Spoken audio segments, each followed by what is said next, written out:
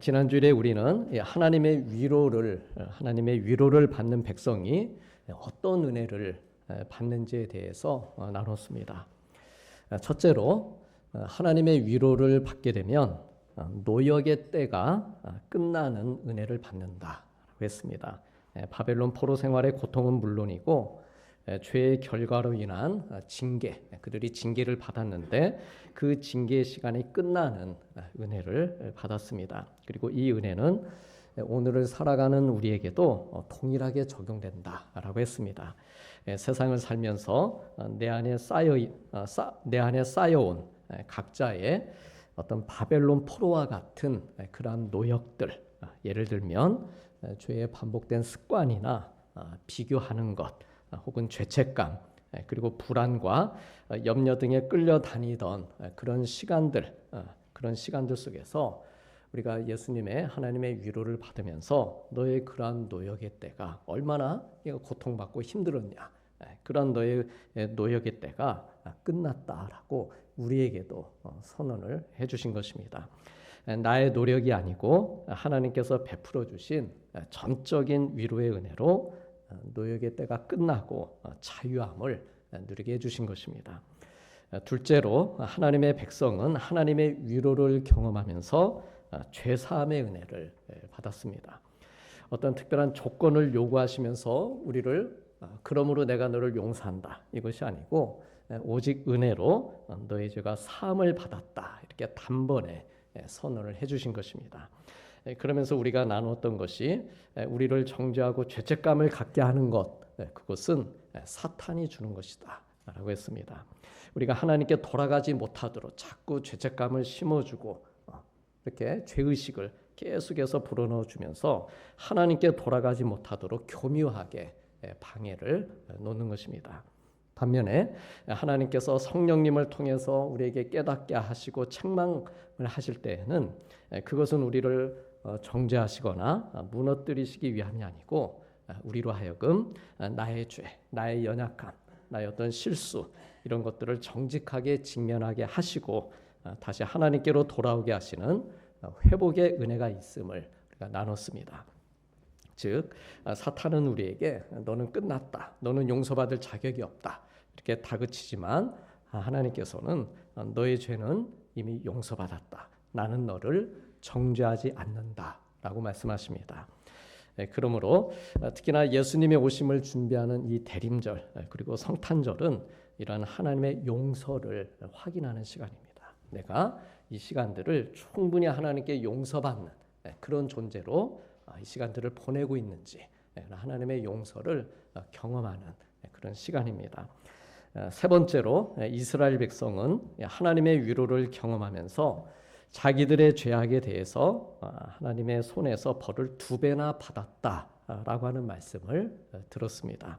이 말씀은 그들이 감당해야 될 죄의 대가를 이미 충분히 넘치도록 치렀다라고 하는 의미였습니다. 즉 이스라엘이 무너졌던 그 아픔, 그들이 당하고 있던 그 상처들보다도 하나님의 그들을 향하신 회복의 계획이 훨씬 더 크다는 것을 주시는 그런 말씀이었습니다. 마찬가지로 오늘날 우리가 나의 죄로 인해 받아야 할 심판, 그 심판은 예수님께서 이미 십자가에서 충분히 넘치도록 받으셨습니다. 그래서 로마서의 말씀처럼 그리스도 예수 안에 있는 자에게는 결코 정죄함이 없나니 이는 그리스도 예수 안에 있는 생명의 성령의 법이 죄와 사망의 법에서 저와 그리고 우리 성도님들을 해방시켜 주신 것입니다. 그리고 이렇게 해방된 우리에게는 새로운 시작의 길이 이제 열려 있는 것입니다. 그래서 오늘은요, 하나님의 바로 이러한 위로와 해방의 말씀을 기반으로 해서 하나님께서 우리의 삶 가운데 계속해서 이루어 주실 새로운 은혜의 말씀들을 함께 나누고자 합니다. 오늘 본문은 우리에게 이러한 세 가지의 위로와 회복의 은혜가 임할 때 우리의 삶 가운데 어떤 변화가, 우리가 위로받았는데 죄사함도 받고 그랬는데 이제 어떤 변화가 시작되는가, 이것을 전해주고 있습니다. 첫째로 우리가 하나님의 위로를 받아서 이제 노역의 시간이 끝나고 죄사함의 은혜를 입어서 자유하게 되면 하나님께서는 우리에게 주의 길을 예비하는 사명을 맡겨주신다 하고 하는 것이죠. 그러니까 위로받고 끝나는 게 아니고 우리에게 그 위에 이제 감당해야 될 사명을 주시는데 어떤 사명을 주시느냐? 그것은 주의 길을 예비하는 사명을 우리에게 주시는 것입니다. 우리 함께 3절 말씀 같이 보시겠습니다. 외치는 자의 소리여 이르되 너희는 광야에서 여호와의 길을 예비하라. 사막에서 우리 하나님의 대로를 평탄하게 하라. 아멘. 말씀드린 것처럼 하나님께서는 이미 노역의 시간이 끝났다 선언하시고 죄사함의 은혜를 선포하셨습니다. 그리고 우리에게 충분한 회복이 이루어졌음을 말씀을 주셨습니다. 뿐만 아니라 하나님께서는 내가 직접 너희를 만나러 가겠다 이렇게 말씀하고 계십니다. 이 말씀은 이스라엘뿐만 아니라 이 땅의 모든 나라, 모든 백성들을 찾아서 하나님께서 친히 내려오시겠다라고 하는 놀라운 약속입니다.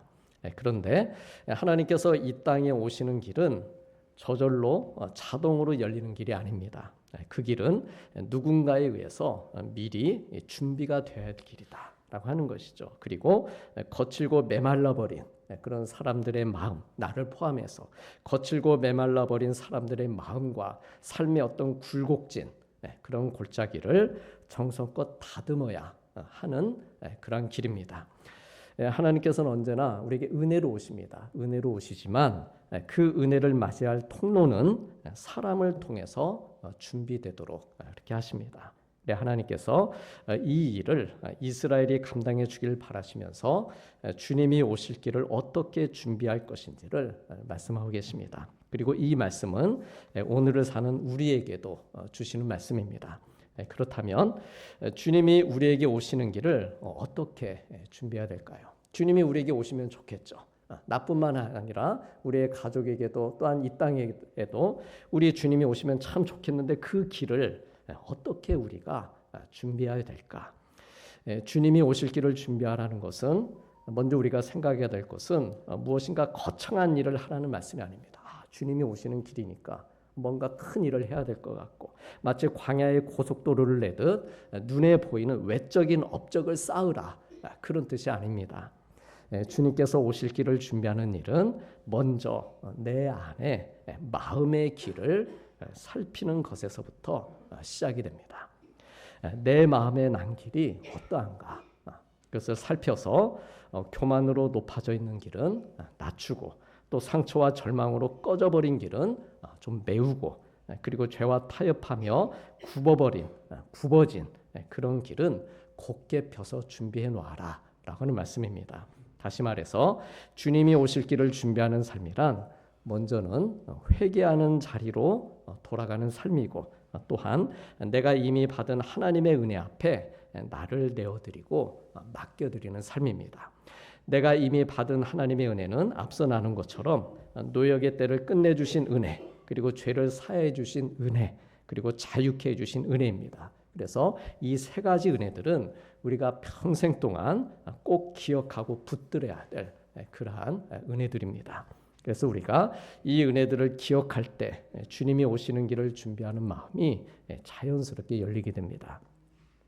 이것은 하나님께서 우리에게 완벽을 요구하신다는 뜻이 아닙니다. 하나님께서는 완벽한 사람을 찾으시는 것, 그래야 나의 길이 열릴 것이다. 그렇게 말씀하시는 분이 아니라는 것이죠. 하나님께서는 돌아올 줄 아는 마음을 가진 사람, 기다릴 줄 아는 마음, 또한 겸손히 순종하는 마음을 지닌 사람들을 찾으시고 그러한 마음을 가진 자들을 통해서 길을 여신다라고 하는 것입니다.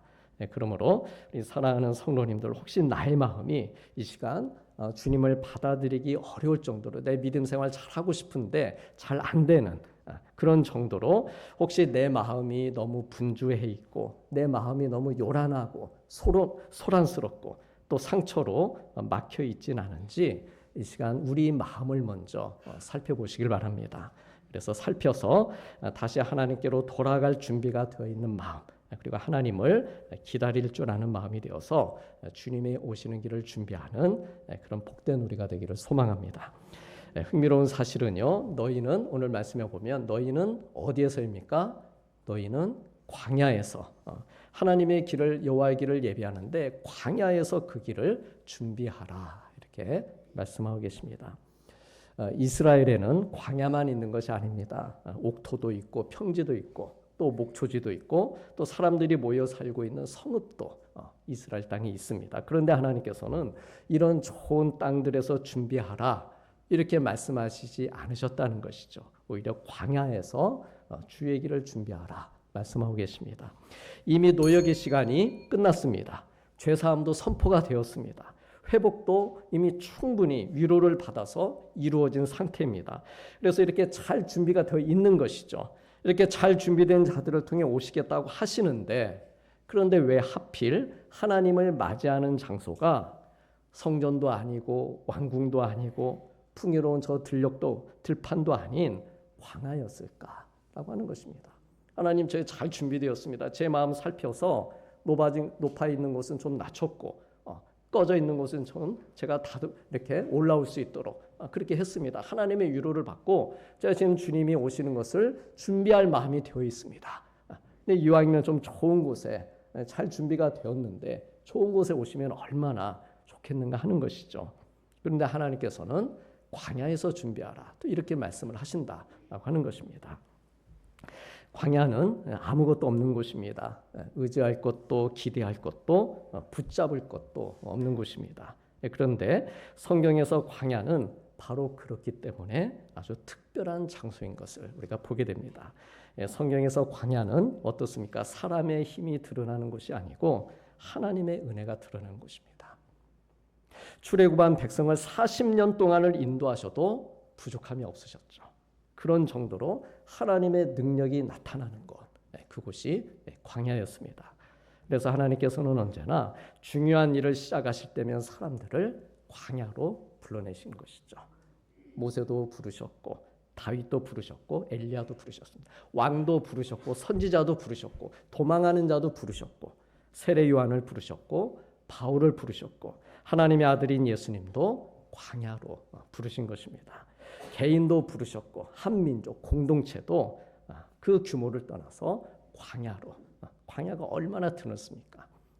한 사람이든 한 민족이든 60만 명이든 광야로 불러내셨습니다. 부르셔서 은혜를 주시고 능력을 더하여 주시고 무엇보다 하나님과 깊은 교제를 나누게 하신 것입니다. 그리고 그 만남과 교제를 통해서 하나님의 살아계심을 이 광야 가운데서도 하나님의 살아계시는구나 함께 하시는구나 그것을 경험케 하시고 그 마음을 주시면서 하나님의 길을 열어가신 것입니다. 그래서 이처럼 하나님께서 뜻을 세우실 때 하나님께서 우리를 향해서 어떤 뜻을 세우실 때에는 언제나 그렇게 광야로 부르시고 거기에서부터 길을 만들어 가시는 것입니다. 누구든 예외 없이 광야로 불러내신 이유 그것은 광야에서는 사람의 소리는 작아지고 하나님의 음성이 커지기 때문입니다. 광야에서 아무리 소리를 질러봐도 아무리 큰 소리를 내질러봐도 내 목소리를 들을 수 있는 사람은 없습니다. 얼마 가지도 못합니다. 메아리쳐 울리지도 않습니다. 나의 소리는 한없이 작을 수밖에 없다는 것을 경험하는 곳 그것이 광야입니다. 그러나 그 광야에서 나의 소리는 죽지만 하나님의 살아계신 음성이 마치 엘리야가 브엘세바에서 하나님의 그 세미한 음성을 들었던 것처럼 그 광야 내가 여기서 죽고 싶습니다라고 그렇게 고백했던 바로 그곳에서 엘리야처럼 하나님의 그 세미한 음성을 듣게 하시는 것입니다. 나의 소리는 죽어가고 하나님의 음성만 살아서 들리는 것 그것이 바로 광야인 것이죠. 그래서 겉모습이 아닌 보이지 않는 나의 그런 마음의 상태가 드러나는 것 그렇기 때문에 광야로 우리를 불러내시는 것입니다. 그러므로 광야에서 여호와의 길을 준비하라 라고 하시는 말씀은 어떤 장소의 문제가 아닙니다. 왜 광야입니까? 이건 장소의 문제가 아닙니다.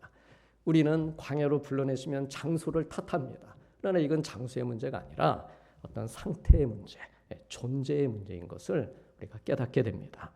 풍요로울 때뿐만 아니라 내가 상처 입고 부족하고 정말 광야처럼 쫙 갈라져서 메말라 있을 때 나홀로 남겨진 것 같은 그 자리에서 주님을 맞이하라라고 하는 하나님의 부르심인 것입니다. 우리 사랑하는 성도님들, 우리의 인생에도 광야가 있습니다. 기도해도 응답이 없는 것 같고 열심히 살아도 열매가 잘 보이지 않고 마음이 메말라서 아무런 감정도 느끼지 않는 그러한 시간, 그 시간이 바로 우리 인생의 광야입니다. 근데 놀랍게도 하나님께서는 바로 그러한 광야에서 시작을 준비하시는 분이시다 하는 것입니다. 오히려 그 광야 한복판으로 내가 내려가겠다, 친히 오시겠다 말씀하십니다. 내가 약해져 있는 자리, 내가 무너져서 낙심해 있는 자리, 나는 아무것도 할 수 없다고 절망하고 있는 바로 그곳 광야에서 하나님께서는 주님의 길을 준비해라, 멈추지 말고 계속해서 이 믿음의 길을 걸어가라 말씀하시는 것입니다. 이것이 바로 주님이 오시는 길을 준비하게 하시는 우리 하나님의 방식입니다. 그러므로 이처럼 주님이 오시는 길을 준비하는 마음은 나의 광야와 같은 마음을 내어드리는 것에서부터 시작이 됩니다.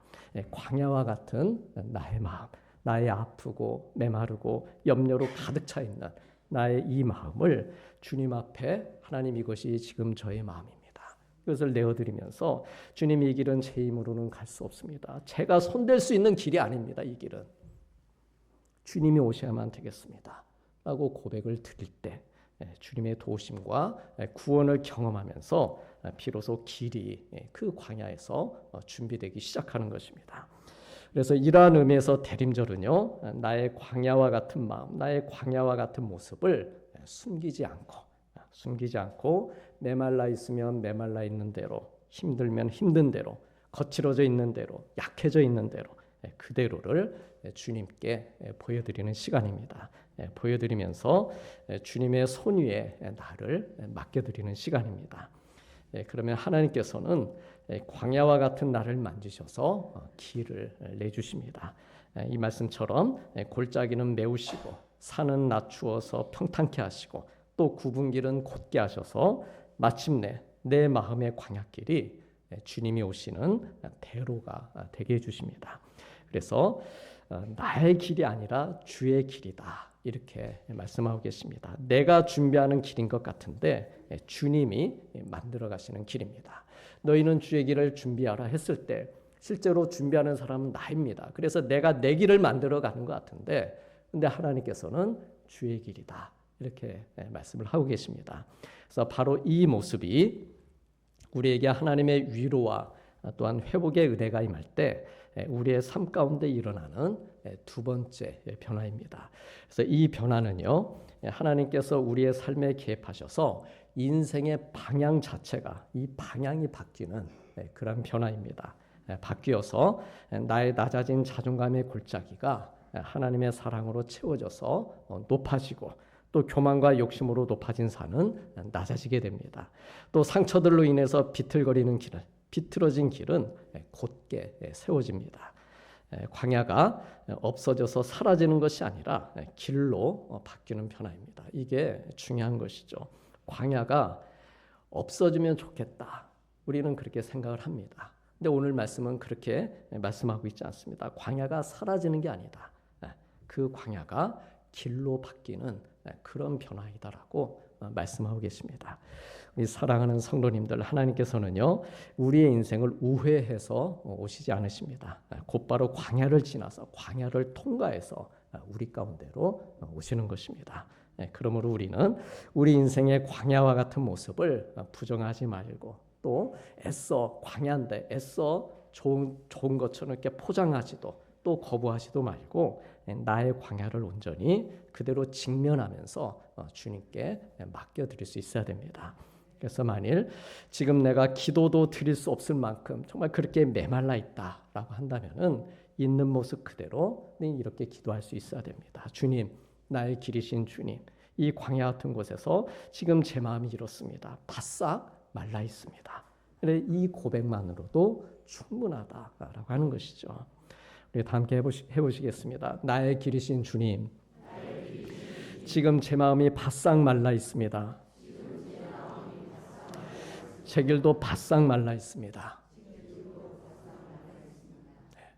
이 고백만으로도 충분하다라고 하는 것이죠. 그럼 너는 바싹 말라 있으니까 그대로 그냥 거기서 끝내. 그렇게 말씀하시는 분이 아니시다라고 하는 것이죠. 길을 내시는 분이시다라고 하는 것입니다. 나의 모습을 하나님께 보여드리면 나의 메말라 있는 길에 물길을 열어주십니다. 그리고 나의 마음속의 굽은 길도 곧게 그렇게 펴주셔서 우리를 주님이 오실 수 있는 그러한 길로 사용해 주시는 것입니다. 그래서 이사야 선지자는요, 세 번째로 이렇게 우리에게 하나님의 위로와 회복의 은혜가 임하고 주님이 오시는 길이 이렇게 준비가 될 때 우리가 하나님의 영광을 볼 것이다. 광야에서 길을 내시는 하나님을 바라보면서 하나님의 영광을 볼 것이다. 이 말씀하십니다. 우리 40장 5절 말씀 같이 보시겠습니다. 여호와의 영광이 나타나고 모든 육체가 그것을 함께 보리라. 이는 여호와의 입이 말씀하셨느니라. 아멘. 여러분, 하나님의 영광은요, 주님의 길이 이런 과정들을 통해 준비된 곳에 나타난다 말씀하십니다. 즉 우리가 주님의 길을 잘 준비하게 되면은 하나님께서 그 길을 사용하시는 것이죠. 사용하셔서 사람들로 하여금, 나는 말할 것도 없고 사람들로 하여금 그 길을 통해 하나님을 보게 해주시는 것입니다. 다만 주님이 오시도록, 그것은 내가 특별해서도 아니고 또한 능력이 많아서도 아닙니다. 다만 주님이 오시도록 나의 메마른 모습을 보여드리면서 그 길을 내어드렸기 때문인 것이죠. 우리의 삶을 가만히 들여다보면 내가 서 있는, 그래서 이 자리가 바로 주님이 오시는 길입니다. 주님이 어디로 오실까? 우리 성도님들이 계신 이 자리를 통해서 주님이 오시는 것입니다. 가정에서 수고하면서 애쓰는 자리, 또 우리 가정이 화목한 자리, 또 직장에서 정직한 자리, 직장에서 내가 열심히 최선을 다해 일하는 자리, 또한 교회에서 열심히 섬기는 자리, 내가 사랑하는 자리, 예배드리는 자리, 내가 오늘 또 주방에서 봉사하는 자리, 주보를 들고 성도들을 안내하는 자리, 이 모든 자리들이 바로 주님이 오시는 자리들이다, 길이다 라고 하는 것입니다. 어디 먼 데 있는 것이 아니다 라고 하는 것입니다. 어려운 가운데서 어떻게든 내가 하나님 의지하는 어떤 믿음의 자리, 이웃을 사랑하고 중보하는 어떤 그런 봉사의 자리, 내가 기도하는 자리 등등, 이러한 모든 자리들이 바로 주님이 지나가시는 그런 길이 되는 것입니다. 그래서 이 모든 길에서 모든 육체, 모든 계층의 사람들이 이건 하나님이 하시는 일이구나, 하나님이 정말 살아계신 분이구나, 이렇게 고개를 끄덕이면서 하나님의 영광을 보게 되는 것입니다. 사랑하는 성도님들, 하나님의 영광은요, 하늘에서만 나타나는 것이 아닙니다. 하늘에는 영광, 물론 우리가 성탄 때 되면 하늘에는 영광, 땅에는 평화, 그렇게 우리가 선포를 합니다. 근데 하나님의 영광은요, 바로 이 땅에서 나의 용서하지 못했던 마음이 풀릴 때, 또 나의 낙심이 되는 자리를, 그러나 내가 믿음으로 그 자리를 지켜낼 때, 그리고 내가 눈물로 기도하면서 하나님의 뜻을 계속해서 구하면서 나아갈 때, 바로 이러한 자리들이 하나님의 영광이 나타나는 그런 자리들인 것입니다. 그래서 하나님께서는 이사야 선지자를 통해서 이렇게 영광으로 오실 주님의 모습을 보다 더 구체적으로 보여주고 있습니다. 우리 다 함께 10절, 11절 말씀을 화면으로 같이 보시겠습니다. 보라, 주 여호와께서 장차 강한 자로 임하실 것이요 친히 그의 팔로 다스리실 것이라. 보라, 상급이 그에게 있고 그는 목자같이 양떼를 먹이시며 어린 양을 그 팔로 모아 품에 안으시며 젖먹이는 암컷들을 온순히 인도하시리로다. 아멘. 어떻게 주님이 어떤 모습으로 오시는가? 내일 모레가 성탄인데 어떤 모습으로 주님이 오시는가? 우리 예수님께서 베들레헴에서 태어나셨습니다. 베들레헴은 그냥 들판입니다. 광야와 같은 곳입니다. 거의 시골 마을이죠. 그렇게 구유에 누인 연약한 인간의 모습으로 이렇게 오셨습니다. 그런데 그럼에도 불구하고 다시금 십자가와 부활을 통해서 죄와 죽음을 이기신 것이죠. 꺾으신 것입니다. 그리고 하나님의 강하심과 영광을 보여주셨습니다. 그리고 주님의 발로 다스리시는데 여기에서 팔은 권세와 능력을 뜻하고 있습니다. 우리가 살아가다 보면 도저히 내가 해결할 수 없는 그런 자리들이 있습니다. 아무리 애써도 풀리지 않는 문제들이 있고 내가 말해도 좀처럼 변하지 않는 사람들도 우리가 만날 때가 있습니다. 또 기도해도 길이 보이지 않는 상황에 놓일 때도 있습니다. 그럴 때면 우리는 어떻게 합니까? 자꾸 내 팔을 들려고 하죠. 말 안 들을래? 내 팔을 쓰려고 하는 것이죠. 내 힘으로 붙잡고 내 팔로, 내 권위로, 내 힘으로 그 상황을 혹은 그 사람을 통제하려고 합니다. 그렇지만 그럴수록 내 팔만 더 아프고 마음은 지쳐가고 상황은 더 꼬여만 가는 것을 우리가 보게 됩니다. 근데 그럴 때 우리는 나의 팔을 내려놓고 주님의 팔에, 내가 정말 주님을 믿는다면, 그다음에 주님의 팔에 나를, 그리고 이 상황을, 그리고 저들을 온전히 맡겨드릴 수 있어야 된다 하는 것이죠. 주님의 권세와 능력의 팔이 나와 이 모든 상황들을 다스려 주시기를 구해야 되는 것입니다. 그러면 주님께서 친히 그렇게 우리의 길들을 열어가시면서 나의 상급이 또한 되어주십니다. 나의 목자가 되셔서 오늘 말씀처럼 나에게 꼴을 먹여주시고 상처 입은 나를, 그 상황으로 인해서 아파하고 있는, 답답해하고 있는 그런 상처 입은 나를 주님의 품에 포근하게 안아주시는 것입니다. 젖먹이인 나의 형편, 이런 나의 처지를 아시고 나의 속도와 걸음에 맞추어서 온순히 인도해 주십니다. 저는 그래서 오늘 이 11절의 이 표현이 너무나도 좋습니다. 우리를 인도하시는데 온순히 인도해 주신다. 이게 얼마나 좋은 표현입니까? 우리 사랑하는 성도님들, 하나님께서는 주님을 사랑함으로, 정말 주님 사랑하는 마음으로 준비하는 그런 이들을 통해서 길을 내시는 분입니다. 우리 가정에도 길을 내시고 교회에도 길을 내시고 나아가 이 땅과 온 세상에 길을 열어주십니다. 광야에도 길을 여시고 산골에도 길을 여시고 하늘 높은 곳과 바다 깊은 곳에도 길을 열어주십니다. 이미 열어주셨던 그런 역사의 증거들이 차고도 넘쳐납니다. 성경에. 슬퍼하는 사람에게도 그래서 길을 열어주셨고 몸이 아픈 사람들에게도 길을 열어주셨고 외로운 사람들에게도 길을 열어주셨습니다. 예수님께서 이 땅에 오셔서 하신 사역이 바로 이렇게 길이 막혔던 사람들, 그들을 위로하시고 죄사함을 얻게 하셔서 길을 열어주신 그런 사역을 감당을 하신 것입니다. 도움의 길도 여셨고 그래서 구원의 길도 열어주신 것이고 화평의 길도 여셨고 궁극적으로 하나님께서 영광 받으시는 길을 수도 없이 열어오신 것입니다. 하나님께서는 올해 성탄절 그리고 다시 오실 재림의 날을 앞두시고서도 주님을 기다리는 자들을 위해 계속해서 주의 길을 열어가실 것입니다. 위로하시면서 열어가시고 또 죄사함으로 열어가시고 우리의 노역을 끊어서 자유케 하심으로 열어가실 것입니다. 그러므로 이 성탄의 계절에 우리의 길이요 진리요 생명이신 주님을 바라보면서 이 어두운 시대 속에 주님의 오심과 그리고 다시 오실 주님, 그 재림의 주님을 외치는 자들의 그런 소리가 되어서, 외치는 게 뭐겠습니까? 전하라는 것이죠. 내 옆에 있는 사람들에게, 아직 예수님 믿지 않는 우리 주변의 많은 사람들에게 외치는 것, 그것이 힘들 것 같으면 전하라. 이렇게 전해서 내일 모레 성탄 때에 많이들 데리고 오시라는 겁니다.